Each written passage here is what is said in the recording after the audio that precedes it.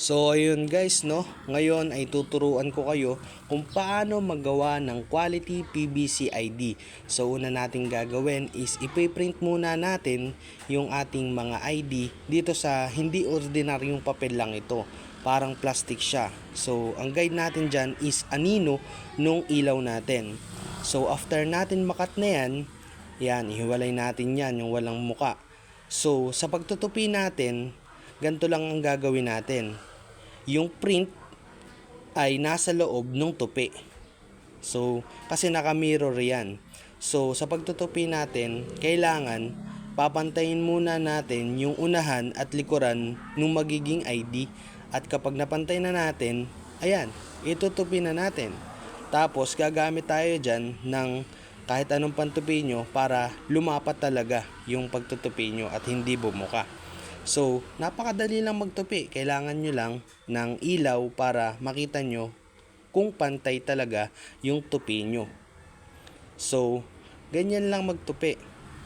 After nyo naman itupi, ang gagawin nyo naman is kukuha kayo ng PVC. Yan yung PVC. At kung may makikita kayo dyan sa dulo na tanggalan ng plastic, yan, tatanggalin nyo yung plastic and make sure na walang maiiwan na plastic kasi yung plastic na yun kailangan matanggal para pag natanggal na yung plastic na yun, yung na-print natin is mag-transfer dito sa PVC. And kung makikita nyo, hindi ko hinahawakan yung loob nun kasi pag nagkaroon ng fingerprint yun, makikita yung fingerprint nyo sa loob ng ID.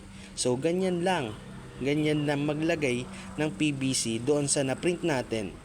So yan, fast forward na. After natin malagyan ng PVC yung na-print natin, ilalaminate na natin yan. Unang ilalaminate natin is cold press muna. So dito sa unang laminating machine natin is cold press, and dito sa pangalawang laminating natin is hot press. So 180 degrees Celsius ang kailangan dito sa PVC natin. Sa cold press, isang padaan lang, harap lang. So yan, fast forward na natin yan. And kapag na cold press na natin ng isang beses is proceed na tayo dito sa hot press. So sa pag-hot press natin, napakahalaga na kailangan pantay yung paglalagay nyo. And kailangan doon sa tinupi nyo, doon nyo ipapasok yung ID natin. So dito na tayo sa hot press. Yan, patayin na natin yung cold press laminating machine. Yan. Pag ready na yung hot na laminating machine is ilalagay na natin yung na cold press nating ID. So, yan, napakadali lang. Dito nga pala sa hot press natin, kailangan 2 beses natin siya ipapadaan para talagang kapit na kapit. Una sa front and sa back. So, yan. Palamigin lang natin yan ng konti and proceed na tayo sa next step. So, ang next step natin is ikakat natin yung excess. So, meron tayo ditong PVC cutter. So, sa PVC cutter, pasok natin yung ID and i-align natin yung ating na-print doon sa pinakang square ng PVC cutter. So, yan.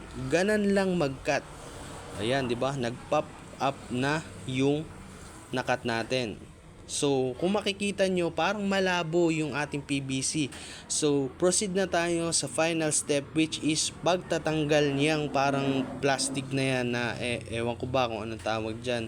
So, pag natanggal na natin yan, lalabas talaga yung tunay na kulay at yung ganda, yung quality, and talagang masasabi nyo na napakatibay and quality ng ating PVC. So, ganyan lang po magawa ng quality PVC ID. Maraming salamat po sa panonood. This is Gideon Ramos Vlogging. Aray ka!